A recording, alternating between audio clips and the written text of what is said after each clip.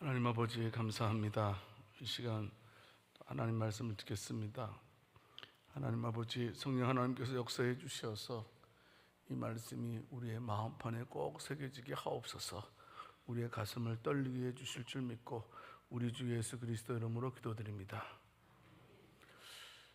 예수님께서 제자들과 일명 최후의 만찬, 성만찬을 하시게 되고요, 예수님께서 자신에 대해서 말씀을 하십니다.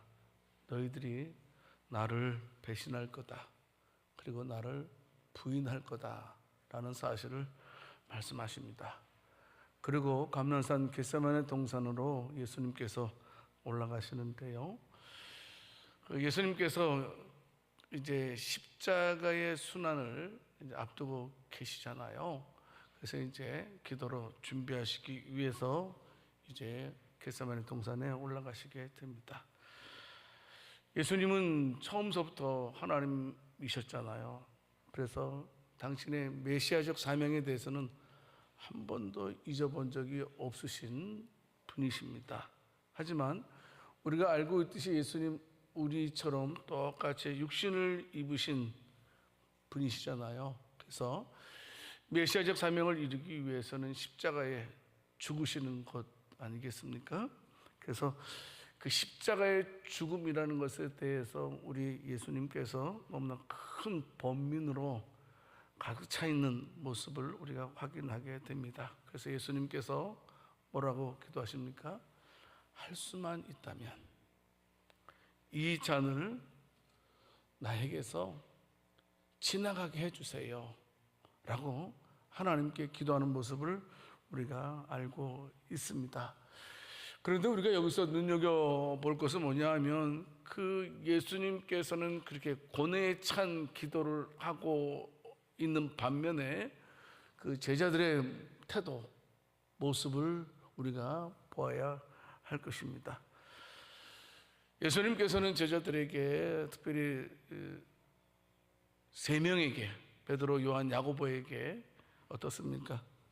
특별히 기도할 것을 말씀하셨지만 그들이 피곤함에 지쳐서 기도하지 못하고 잠이 들어버린 모습을 우리가 오늘 말씀을 통해서 읽었습니다. 깨어 있어야 할 시간에 깨어있지 못하는 제자들의 모습이지요. 우리가 오늘 읽은 말씀 외에 그 앞에 부분을 쭉 읽어보게 되면 그 앞에서는 제자들이 얼마나 당당했는지 모릅니다. 우리는 절대로 예수님 배반하지 않습니다. 끝까지 예수님 따라갈 것입니다. 어떠한 경우에라도 예수님 따라갈 것입니다 라고 당당하게 고백했던 그 모습과는 너무나 다른, 초라하게 잠이 와서 졸고 있는 제자들의 모습을 우리는 보게 됩니다. 사실 제자들 어떻습니까? 그들이 말은 그렇게 그럴싸하게 그렇게 말했지만 그들의 영적인 나태함을 그대로 표현한 것 아니겠습니까? 사실 예수님께서 이제 체포당할 그 당시에 제자들의 모습은 어떻습니까? 무서워가지고 자신의 생명을 구하는 일에 급급해서 도망가기에 바쁜 제자들의 모습을 우리는 너무나 잘 알고 있습니다. 자, 그러면 성도 여러분, 우리는 오늘 말씀을 통해서 우리가 어떻게 해야 될까요? 제자들의 모습을 통해서, 그리고 또 예수님의 모습을 통해서 우리가 고난 주간을 어떻게 보내야 될 것인가에 대해서 말씀을 들을까 합니다. 오늘 말씀이 저와 여러분들의 마음판에 새겨질 수 있기를 살아계신 주님의 이름으로 축원합니다. 첫 번째는요, 성도 여러분, 어떤 사람이 진정한 성도냐 하는 겁니다. 예수님과 함께 고난을 받는 것을 두려워하지 않는 자가 진정한 성도라는 사실을 우리가 꼭 기억했으면 좋겠습니다. 오늘 본문 마가복음 14장 34절 말씀을 통해서 보게 되면요, 예수님께서 어떻습니까? 자신의 마음을 표현하고 계신 것을 보게 됩니다. 그리고 또 자신이 어떤 상태인 것을 말씀을 하고 있는 것을 보게 됩니다. 베드로와 야고보와 요한을 데리고 가실 때 심히 놀라시며 슬퍼하사라고 말씀하고 있습니다. 여기 놀라시며라는 말을 갖다가 보니까 이 공포라는 단어더라고요. 공포. 그 슬퍼한다라는 말은요, 또 어떤 말이냐면 심히 괴로워하셨다라는 그런 의미를 가지고 있습니다. 예수님께서는 십자가를 앞두고 심한 공포와 괴로움을 느끼셨던 것을 보게 됩니다. 얼마나 큰 영적 고통을 부담스러워 하셨는지를 우리가 잘 볼 수가 있습니다. 사실 예수님께서 일평생 살아오시면서 이처럼 이렇게 번뇌하면서 고통받으신 적이 없었을 거라고 생각됩니다. 어떤 면에서 예수님께서 십자가에 못 박혀 죽으셨지만 십자가의 고통보다도 더 번민했던 시기가 바로 겟세마네 동산에서 기도할 때의 모습이었다라는 사실입니다. 성도 여러분, 우리가 오늘 읽지 않았지만 누가복음 22장 44절 말씀을 통해서 보게 되면 예수님께서 얼마나 큰 고통을 느끼셨는지를 단적으로 보여주고 있습니다. 땀이 땅에 떨어지는 핏방울같이 되더라 라고 말씀을 하고 있습니다. 그렇다면 예수님께서 겟세마네 동산에서 그 엄청난 고통을 느끼셔야 했던 그 이유가 무엇이냐 하는 겁니다. 예수님은 죄가 없으신 분이십니다. 예수님께서 죄인들의 죄를 대신 짊어지고 죽으셔야 됩니다. 그런데 예수님께서 죄를 짊어지시고 죽으신다는 말씀은 무슨 의미가 있냐면 하나님과의 단절을 의미하는 겁니다. 물론 길진 않았지만 너무나 힘들었다는 겁니다. 하나님과 본체가 같으신 그 예수님, 하나님이신 예수님께서, 하나님의 아들이신 예수님께서 하나님과 이제 단절된다는 것에 대해서 상상조차, 생각이조차 힘든 모습으로 예수님께서 받아들이고 있는 모습을 볼 수가 있습니다. 그 현실로 다가오고 있는 겁니다. 야, 좀 있으면 내가 예수님과 내가 하나님과 단절되는구나 하는 것을 느끼셨던 것입니다. 그것을 엄청난 고통으로 이루 말로 형용할 수 없는 것으로 예수님께서 받아들이고 있었던 것을 볼 수가 있습니다. 더더욱 생각해 보십시오. 온 인류의 죄를 예수님께서 홀로 담당하십니다. 죄는 고통 아닙니까? 온 인류의 고통을 혼자 예수님께서 감당하신다고 생각해 보십시오. 그 고통이 얼마나 컸겠습니까? 그래서 오늘 보면 마가복음 14장 34절 말씀을 통해서 보게 되면 예수님께서요 제자들에게 자신의 심정을 토로하십니다. 내 마음이 심히 고민하여 죽게 되었다, 이렇게 말씀을 하고 있습니다. 예수님이 이와 같은 고백을 들으시고 제자들이 어떻게 반응했는지는 잘 모르겠지만 그러나 여러분 느낌은 있었을 거라고 생각됩니다. 야, 지금 사태가 지금 굉장히 급박하게 돌아가고 있구나. 그래서 예수님께서 지금 뭔지 모르겠지만 예수님께서 이토록 고뇌하시는 거구나라고 제자들이 느꼈을 거라고 생각됩니다. 여러분 그것을 느꼈으면 어떻습니까? 준비를 했어야죠. 예수님 말씀에 순종해서 이제 깨어 있어서 만약의 사태에 대해서 대비를 해야 했던 것이 제자들의 모습이 아니겠습니까? 여러분 만약에 혹시나 예수님의 신상에 문제가 생긴다면 아까 고백했던 것처럼 우리는 절대로 예수님 도망가지 않습니다, 부인하지 않습니다, 배반하지 않습니다 라고 말했던 것처럼 우리가 예수님을 위해서 죽을 준비를 해야만 했던 것이 바로 제자들의 마음인데, 오늘 보면 읽지 않았지만 마가복음 14장 31절 말씀을 통해서 보게 되면 여러분 베드로가 힘있게 말하되 내가 주와 함께 죽을지언정 주를 부인하지 않겠나이다. 베드로가 먼저 고백하고 제자들도 똑같이 그렇게 말을 하게 됩니다. 말은 그렇게 했지만 행동은 그렇게 하지 못했다는 겁니다. 예수님과 함께 고난받을 준비를 해야 되는데 전혀 고난받을 준비를 하지 않았던 제자들의 모습을 볼 수가 있습니다. 마가복음 14장 37절 말씀해 보게 되면 성도 여러분, 예수님께서는 땀방울이 핏방울처럼 그렇게 고통스럽게 기도하고 있지만 예수님 말씀하고 있지 않습니까? 시몬아, 자느냐? 네가 1시간도 깨어 있을 수 없더냐? 성도 여러분, 저와 여러분들은 기억을 해야 됩니다. 마치 예수님의 고난과 예수님의 고뇌가 나와 상관이 없는 것처럼 구경만 하고 잠만 자는 자가 되어서는 안 된다라는 사실입니다. 진정한 우리가 성도라면 예수님의 고난을 우리가 기억을 해야 된다라는 사실입니다. 그리고 예수님의 고난에 우리가 기꺼이 동참하는 자가 되어야 된다라는 사실입니다. 바울은 디모데후서 2장 3절 4절 말씀에서요, 우리를 가리켜서 그리스도 예수의 좋은 병사 군사다라고 말씀을 하고 있습니다. 나와 함께 고난을 받으라.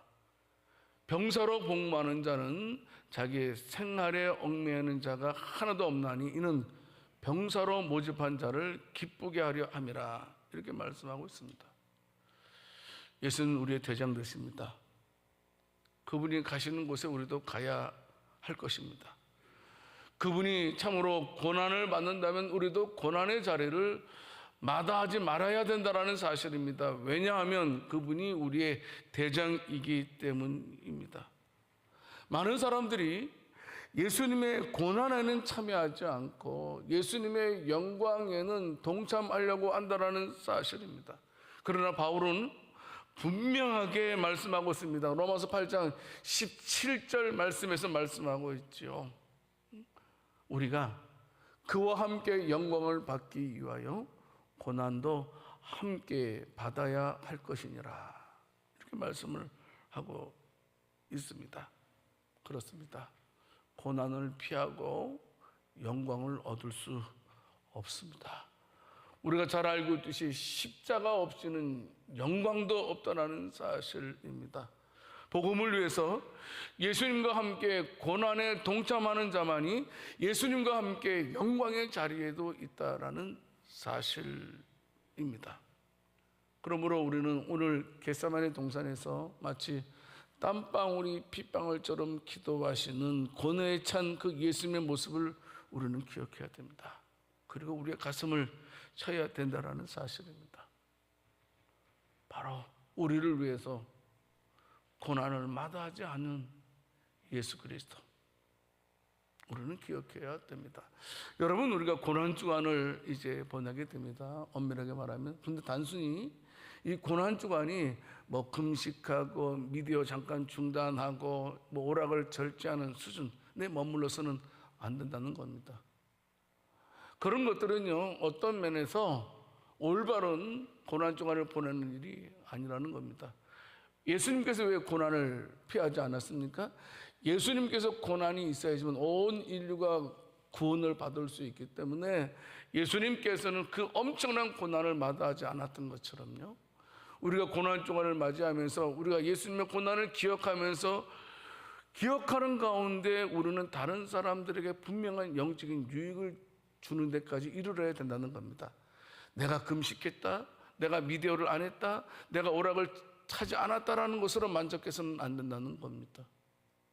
우리가 참으로 고난 주간을 올바르게 보내는 것은 내가 예수님의 고난을 기억하면서 분명하게 우리가 다른 사람의 영적인 유익을 위해서 우리가 예수님의 고난을 기억하는 자가 되어야 된다 하는 겁니다. 특별히 우리가 이날은 고난 주간은 우리가 내 이웃을 위해서, 하나님을 위해서 고난받는 것을 마다하지 말아야 한다는 사실입니다. 성도 여러분, 예수님을 위해서 저와 여러분들은 고난 주간을 기억하면서 내 이웃을 위해서 살 수 있는 복된 저와 여러분들이 될 수 있기를 살아계신 주님의 이름으로 축원합니다. 분명한 것은요, 성도 여러분, 예수님께서는요 고난 받으시고 얼마나 엄청난 영광을 누리셨는지 모릅니다. 분명한 것은 우리가 고난을 통과하지 않고서는 영광의 자리에 이를 수 없다는 사실을 꼭 우리의 마음판에 새겨야 된다는 사실입니다. 볼까요? 이사야서 53장 12절 말씀에서요. 여러분, 이사야 53장은 예수님의 고난장이잖아요. 고난장. 예수님께서 이 땅에 오셔서 얼마나 많은 그 고통을 당했는지를 쭉 우리가 묵상하지 않습니까? 매일 고난 주간 되면 이사야 53장을 읽고 또 읽지 않습니까? 그런데 그 결론은 어떠느냐? 이사야 53장 12절 말씀을 갖다가 우리가 읽는 성경은 보통 지금 있는 성경 개역 개정판이라고 그럽니다. 그런데 표준 세번역에 보니까 이 12절 말씀을 우리가 알기 쉽게 번역되어져 있었습니다. 같이 한번 읽어보겠습니다. 그러므로 나는 그가 존귀한 자들과 함께 자기 몫을 차지하게 하며 강한 자들과 함께 전리품을 나누게 하겠다. 그는 죽는 데까지 자기의 영혼을 서슴없이 내게 맡기고 남들이 죄인처럼 여기는 것도 마다하지 않았다.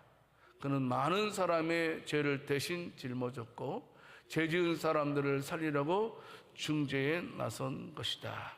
아멘. 성도 여러분, 우리는 하나님 나라의 기업을 얻기 위해서 한 일이 무엇이 있겠습니까? 여러분, 우리가 본래 저와 여러분들은 어떻습니까? 구원에 가난한 절대 무능한 자들입니다. 우리가 구원에 대해서는 어떻게 할 수 없는 자라는 사실입니다. 마찬가지로 하나님 나라를 기업으로 차지하기 위해서 우리가 할 수 있는 일은 아무것도 없습니다. 그런데 우리의 왕이신 예수 그리스도께서 홀로 죄와 사망의 권세와의 싸움에서 승리하셨습니다. 예수님께서는 참으로 죄와 사망의 권세를 멸하기 위해서 자신의 목숨을 아끼지 아니하셨습니다. 그래서 자신의 목숨을 아끼지 아니하셔서 예수님은 사망에 이르기까지 하게 됩니다. 하지만 어떻습니까? 예수님은 죽음으로 끝나지 않았습니다. 예수님께서는 3일 만에 무덤을 깨차고 승리하셨던 것을 우리는 알고 있습니다. 무슨 말씀입니까? 예수님께서는 죄와 사망의 권세를 물리치시고 정복하시고 일어나셨다는 사실입니다. 그와 같은 예수님은 어떻습니까? 충분히 하나님 나라를 차지할 수 있는 자격이 있으신 분이고 실제 예수님께서는 하나님 나라의 주인이 되셨습니다. 여러분, 그런데요, 더 놀라운 것은요, 우리 예수님께서 십자가에 죽으시고 부활하심으로 모든 것의 주인이 되셨다라고 말씀하셨습니다. 그런데 그 모든 것들을 예수님께서는 홀로 혼자만 누리고자 하시는 것이 아니라는 사실입니다. 그 모든 것들을 성도 여러분, 자신을 따르는, 자신을 믿는 자들과 함께 하시기를 원하시는 분이라는 사실입니다. 예수님께서 죄와 사망의 권세를 정복하신 것은 다른 것이 아니고 하나님의 나라를 예수님께 속한 자들에게 나누어 주시기 위해서 예수님께서는 정복하셨다는 사실입니다. 그래요. 우리는 사실 아무 공로 없어요. 저와 여러분들은요. 어떤 면에서 엄밀히 말한다면 하나님의 구속 사건에 우리가 전혀 우리는 개입한 것이 없습니다. 아무 일도 하지 못했습니다. 그런데요, 이유 하나만으로, 우리가 예수님 믿는다는 이유 하나만으로 예수님께서는 예수님의 기업을 우리들에게 나누어 주셨다는 사실이죠. 예수님 믿는다는 이유 하나만으로 저와 여러분들을 하나님의 나라에 들어가게 해 주셨다라는 사실입니다. 성도 여러분, 저와 여러분들은 우리가 그만큼 하나님 앞에서 존귀한 자라는 사실을 알았으면 좋겠어요. 그런데요, 여러분 어떻습니까? 우리가 예수님을 따르다 보면 많은 일들을 경험하게 됩니다. 세상은 절대로요, 우리를 그냥 내버려 두지 않습니다. 그냥 우리가 편안하게 신앙생활 하도록 그냥 여러분 지켜보는 것이 세상이 아니라는 겁니다. 어떻게 하든지 간에 세상은 저와 여러분들을 하나님과의 관계에서 단절시키기 위해서, 믿음에서 떠나도록 하기 위해서 우리를 그냥 호락호락 내버려 두지 않는다는 사실입니다. 때로는 우리에게 어려움을 통해서, 때로는 고통을 통해서, 때로는 미혹과 유혹을 통해서 우리를 하나님에게서 떨어지게 하려고 하는 것이 바로 세상 아닙니까? 성도 여러분, 그럴 때마다 저와 여러분들은 기억해야 됩니다. 장차 우리에게 주어질 그 영광을 기억하는 자들이 되어야 됩니다. 여러분, 많은 사람들이요, 예수님 믿어도요, 천국 믿지 않는 사람들 많이 있어요. 예수님 믿어도 성도 여러분, 죽으면 끝이라고 생각하는 사람들이 얼마나 많이 있는지 모릅니다. 하지만 저와 여러분들은요, 장차 우리에게 주어질 영광, 이 세상의 어떤 것과도 비교할 수 없는 하나님의 영광, 이 세상의 어떤 영광보다도 비교할 수 없는 예수님께서 주실 복된 그 기업을 소망하면서 끝까지 고난도 마다하지 않고 믿음의 자리를 끝까지 지키면서 승리할 수 있는 복된 저와 여러분들이 될 수 있기를 살아계신 주님의 이름으로 축원합니다. 성도 여러분, 염려하지 마세요. 우리의 싸움은 힘든 것 사실입니다. 하지만 이미 예수님께서 승리하셨습니다. 우리의 싸움은 이기기 위해서 싸우는 싸움이 아니고 이긴 싸움을 하는 것입니다. 예수님께서 승리하셨기 때문에 우리도 승리하게 될 것입니다. 그래서 고난을 마다하지 않고 끝까지 믿음으로 나아가는 복된 저와 여러분들이 될 수 있기를 살아계신 주님의 이름으로 축원합니다. 두 번째로요, 우리가 신앙생활하면서 꼭 기억할 것은 뭐냐 하면 항상 하나님의 뜻이 무엇인지를 우리가 잘 이해해야 된다는 사실입니다. 오늘 보면 마가복음 14장 35절 말씀을 통해서 보게 되면 조금 나아가서 땅에 엎드리며 될 수 있는 대로 이때가 자기에게서 지나가기를 구하여라고 말씀하고 있습니다. 여러분, 이때는 어땠습니까? 하나님의 구원 역사를 이루시는 예수님께서 십자가에 죽으시는 그날입니다. 여러분, 예수님께서는요, 하나님의 계획을 너무나 잘 알고 있었던 분입니다. 이때가 하나님의 때잖아요. 하나님을 위한 것이잖아요. 이때는 내가 죽어야 된다는 것도 예수님 알고 계셨어요.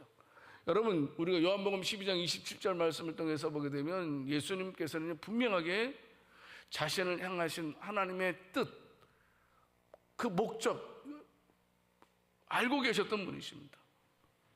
그래서 하나님은 어떻습니까? 그 아들 독생자 예수 그리스도를 화목제물로 삼기 위해서 이 땅에 보내시지 않았습니까? 예수님도 알았습니다. 내가 화목제물 되기 위해서 이 땅에 온 것도 예수님도 알고 계셨죠. 근데 어떻습니까? 그 십자가에 죽는 일이 너무도 큰 고통을 수반하는 것이기에 인성을 가지신 예수님으로서도 기도하고 있는 겁니다. 내가 이때를 위해서 왔지만 이때를 피해가고 싶습니다. 이때를 지나가게 해주세요. 너무나 고통스러운 일이기 때문에. 여러분, 그런데 어떻습니까? 우리 예수님께서는 내가 죽는 것이 하나님의 뜻이라는 것을 알고 있었잖아요. 나는 지금 죽고 싶지 않아요. 그런데 어떻습니까? 이렇게 대치됐을 때 자신의 뜻을 내려놓는 것을 보게 됩니다. 그리고 아버지의 뜻을 따르셨던 것을 우리는 알고 있습니다. 그래서 고뇌와 슬픔을 안고 기도하시는 예수님, 마치 땀방울이 핏방울 떼는 그런 고통을 느끼시면서 눈물로 기도하셨던 그 예수님도 이때가 피하고 싶었지만 내가 이때에 죽는 것이 아버지의 뜻이라는 사실을 알았기 때문에 더 이상 자신의 뜻을 고집하지 않고 자신의 뜻을 내려놓고 아버지의 뜻을 이루는 예수님의 모습을 보게 됩니다. 성도 여러분, 어떻습니까? 우리는 때로는 하나님께 떼쓸 때가 있어요. 무조건 내 뜻만 관철시키려고 할 때가 있더라고요. 그렇지 않습니까? 그래서 내 뜻을 관철시키기 위해서 어떤 분들은 금식 기도도 하고 철야도 하고 하지만 어떻습니까? 하나님께서는 내 뜻을 관철시켜 주시는 분이 아니라는 사실입니다. 아버지의 뜻을 관철시키시는 분이 예수님이시죠. 여러분, 기도가 뭡니까? 기도는 하나님 약속에 대한 신뢰를 전제로 하고 있는 것입니다. 그래서 하나님의 약속은 반드시 이루어집니다라고 믿는 믿음의 표현이 기도가 아니겠습니까? 그러니까 우리가 기도할 때 마치 돈 빌려준 사람이 돈 달라고 그냥 보채는 그런 모습이 되어서는 안 된다고 생각됩니다. 성도 여러분, 기도는 뭐냐? 기도는 아버지의 뜻을 아는 게 진정한 기도라는 겁니다. 이것이 중요합니다. 너무나 중요한 것입니다. 내 뜻을 관철시키는 것이 아니고 아버지의 뜻을 알아내는 것이 기도라는 겁니다. 우리는 이 사실을 기억해야 됩니다. 그러므로 우리는 고난주간을 통하여서 꼭 우리는 기도해야 됩니다. 기도하는 가운데 아버지의 뜻이 무엇인지를 깨달아야 된다는 사실입니다. 혹시라도 일방적으로 내 뜻을 관철시키기 위해서 하나님께 기도하는 것이 있다면 우리는 기도해야 됩니다. 하나님, 저에게 아버지의 뜻이 무엇인지 알게 해달라고 우리가 기도를 해야 할 것입니다. 아무쪼록 양주세술교 모든 성도들은 하나님의 뜻을 깨닫는 그런 귀한 믿음의 용사들이 다 될 수 있기를 살아계신 주님의 이름으로 축원합니다. 그게 바로 신앙인입니다. 많은 신앙인들이 어떻습니까? 자신의 뜻이 무시되면 모든 것을 다 하나님을 향해서 원망하지 않습니까? 우리는 기억해야 됩니다. 내 뜻이 아니고 아버지의 뜻이 이루어지기를 소망하는 자들이 되어야 된다. 기억해야 되겠죠. 세 번째로 성도 여러분, 이것이 중요한데요. 구체적으로 하나님의 뜻에 자신의 뜻을 굴복시키는 실제의 모습이 우리 가운데 있어야 된다는 사실입니다. 오늘 본 마가복음 14장 36절 말씀을 통해서 보게 되면 예수님께서 기도하시죠. 그러나 나의 원대로 마옵시고 아버지의 원대로 하옵소서. 예수님의 마음은 죽고 싶지 않았어요. 그러나 나의 원대로 마옵시고 아버지의 원대로 하옵소서라고 기도하고 있는 것을 보게 됩니다. 예수님께서는 하나님께 자신의 원하는 바가 무엇인지를 정확히 알긴 알았어요. 하지만 어떻습니까? 결론은 그래도 아버지의 뜻대로 되기를 원합니다. 아버지의 뜻대로. 여러분, 오늘 본문 보게 되면요, 이르시되 아빠 아버지, 아버지께는 모든 것이 가능하오니, 아버지께는 모든 것이 가능하다. 여러분, 이 표현만 의지해서만 우리가 판단한다면 하나님께서는요, 예수님의 희생 말고도 우리를 구원할 수 있는 방법이 있을 거라고 생각됩니다. 그렇지 않겠습니까? 왜냐하면 하나님께서는 모든 것을 할 수 있는 능력이 있는 분이기 때문입니다. 인류 구원에 다른 방법도 있을 수 있다라고 생각될 수 있을 것입니다. 여러분, 그런데 우리가 기억할 것은요, 우리 하나님이 태초에 인류 구원의 방법으로 정하신 것은 오직 예수님의 십자가와 부활을 통해서 정하셨다는 겁니다. 그 유명한 말씀이 어딥니까? 창세기 3장 15절입니다. 이걸 원시복음이라고 합니다. 처음으로 예수님을 등장시키시죠. 십자가에 대해서. 그래서 그 십자가를 통해서 우리를 구원하실 것에 대해서 말씀하신 복음이 창세기 3장 15절 말씀입니다. 하나님은 어떤 분이십니까? 자신에 대해서, 말씀에 대해서 신실하신 분이십니다. 하나님은 절대로요, 우리는 말에 실수를 얼마나 많이 합니까? 하나님은 실수 안 하십니다. 하나님은 시건치 아니하시는 분이라 라고 말씀하고 있지 않습니까? 우리 하나님께서는 모든 것을 가능하다 할지라도 하나님께서는 이미 예수 그리스도를 통해서 우리를 구원하실 것이라고 말씀하셨기 때문에 그 방법을 절대로 변경시키시는 분이 아니라는 겁니다. 온 인류가 구원받기 위해서는 오직 예수님께서 십자가에 죽어야만 됩니다. 그것밖에 없습니다. 다른 방법 없다라는 사실입니다. 예수님도 그 사실을 너무나 잘 알고 계셨습니다. 그럼에도 불구하고 그 십자가의 고통이 또 하나님과 단절되는 것이 얼마나 큰 고통이었으면 이 잔을 내게서 옮겨주시옵소서. 라고 기도했겠습니까? 하지만 예수님은 끝까지 고집하지 않습니다. 그러나 내 뜻대로 마옵시고 아버지의 뜻대로 하시옵소서. 그래서 하나님의 뜻에 자신의 뜻을 굴복시키는 예수님의 모습을 보게 됩니다. 성도 여러분, 우리는 예수님의 모습을 기억해야 됩니다. 항상 저와 여러분들도 내 뜻을 이루는 것이 아니고 우리를 향하신 아버지의 뜻을 이루려고 하는 자들이 되어야 된다는 사실입니다. 아버지의 뜻이 중요합니다. 기도 시간이 많으냐 적느냐 중요합니다. 그러나 근본적으로 말하면 중요하지 않은 것입니다.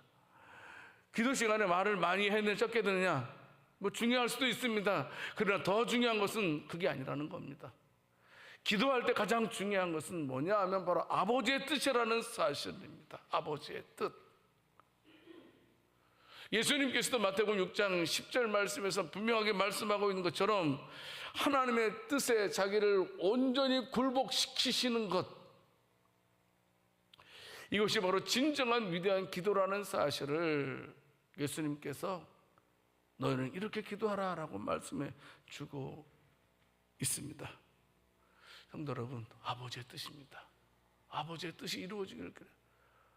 목사님, 그럼 제가요 아버지의 뜻이 무엇인지 잘 몰라요. 내 뜻은 분명히 내가 알겠는데 그 아버지의 뜻은 무엇입니까? 라고 반문할 수 있을 겁니다. 그 아버지의 뜻을 아는 방법이 있어요, 여러분. 그 말씀과 기도입니다. 절대로요 우리가 아버지의 뜻에 고민하는 자에 대해서 그래 시큰 고생해라고 내버려 두시는 분이 아니라는 사실입니다. 우리가 계속해서 기도하게 되면 하나님께서는 기도하는 가운데 말씀을 통해서 성령을 통해서 아버지의 뜻이 무엇인지를 우리를 알게 해주신다는 사실입니다. 성도 여러분, 그러므로 저와 여러분들의 신앙생활을 할 때 꼭 기억할 것은 뭐냐면 나의 뜻을 이제 하나님의 뜻에 굴복시키는 훈련. 특별히 고난주간을 맞이하여서 우리 예수님께서 자신의 뜻을 내려놓으시고 결국 아버지의 뜻을 선택하신 것처럼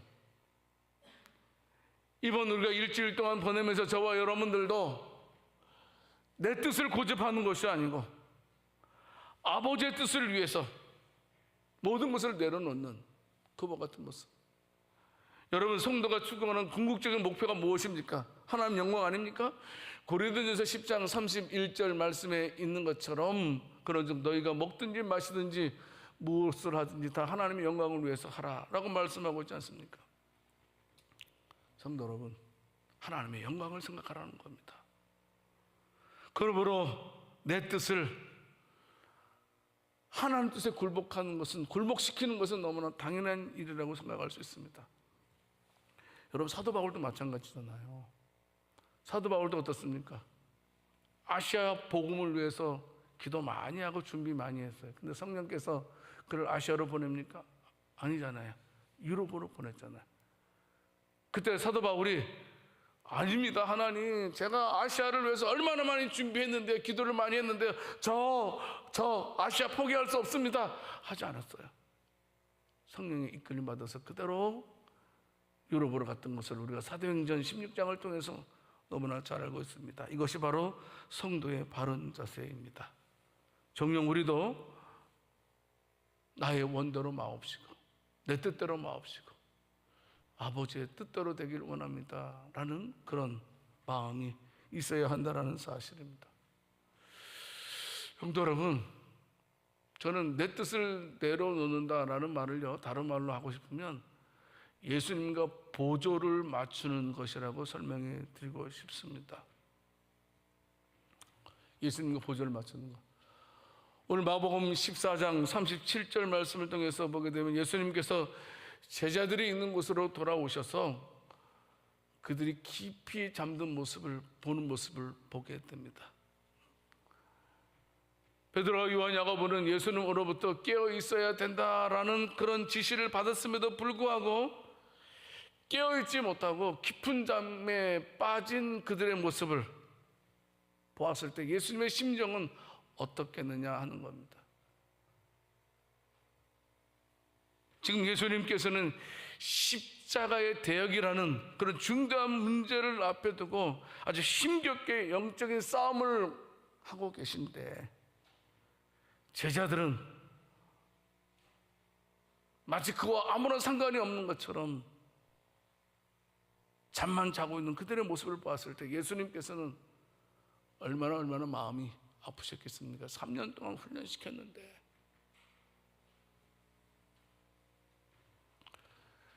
제자들은 그냥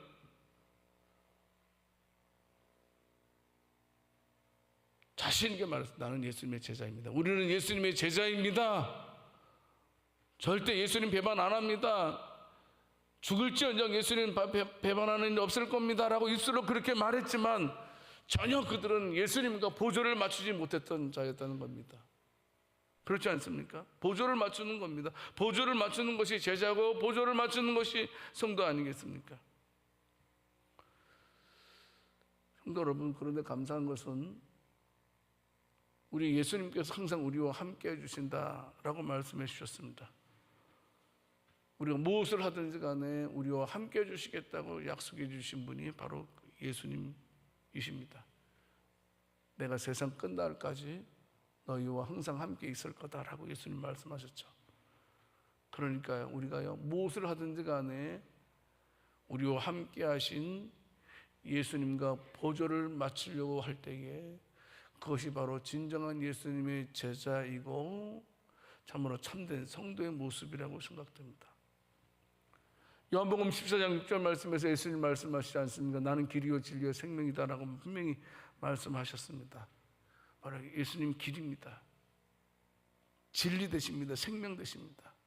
그분과 보조를 맞춰야지만 성도 여러분, 우리의 삶에 소망과 확신이 넘치게 되는 것입니다.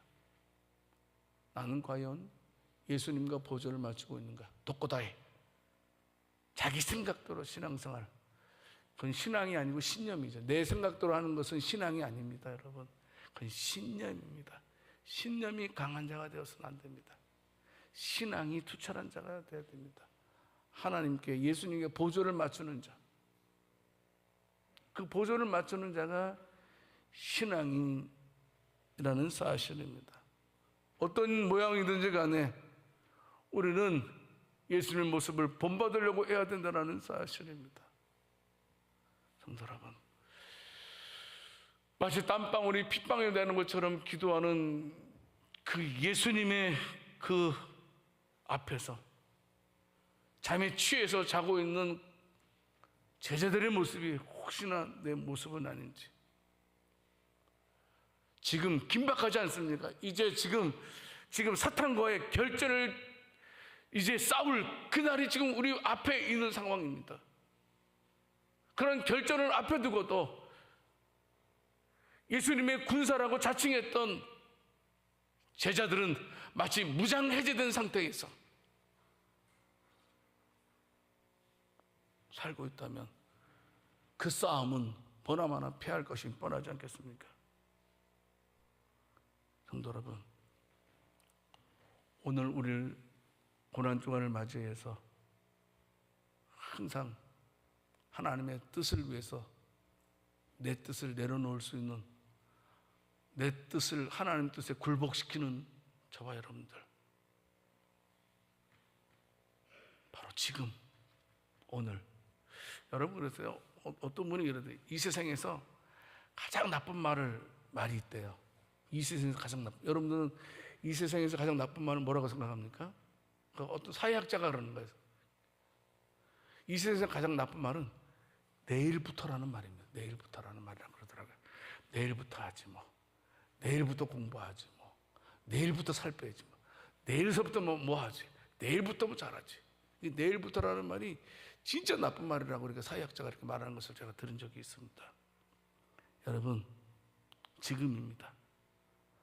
어제는 이미 지나갔기 때문에 아무 소용없습니다. 내일은 아직 오지 않았기 때문에 소용없습니다.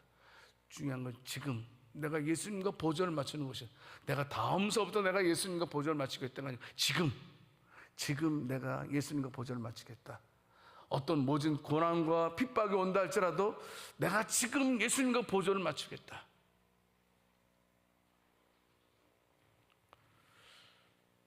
기도하시고 예수님께서 제자들에게 남겨놓으신 말씀이 오늘 보면 마가복음 14장 42절 말씀입니다.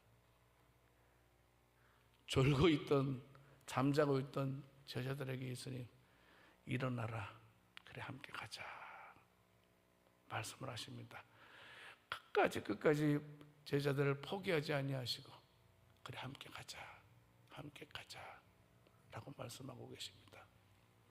성도 여러분, 저와 여러분들도 일어나서 주님과 함께 갈 수 있기를 원합니다. 주님, 우리의 각오를, 우리가 졸았든 잠자든 묻지 않으시고 막판에는 그래 일어나 함께 가자 말씀하시죠. 그래 저 골고다 언덕까지 우리 함께 가자.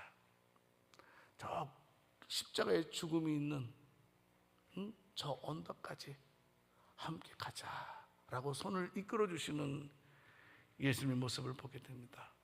가문처럼 일어나 함께 가자고 말씀하시는 그 말씀을 저와 여러분들이 꼭 기억하고, 저와 여러분들은 골고다 언덕까지 예수님과 함께 걸어갈 수 있는, 그래서 아버지의 뜻을 이루셨던 예수님처럼 저와 여러분들을 향한 아버지의 뜻을 이룰 수 있는 복된 저와 여러분들이 다 될 수 있기를 살아계신 주님의 이름으로 축원합니다. 하나님 아버지, 우리는 슬프나 괴로우나 좋은 때나 기쁠 때에도 은혜를 생각하면서 예수님과 동행하는 저희들 되게 해 주시옵소서. 이제부터는 고난받는 것을 두려워하지 말게 하시고 항상 아버지의 뜻을 알고 아버지의 뜻을 위해서 내 뜻을 내려놓는 복된 생활하는 저희들 되게 주옵소서. 우리 주 예수 그리스도 이름으로 기도드립니다. 아멘.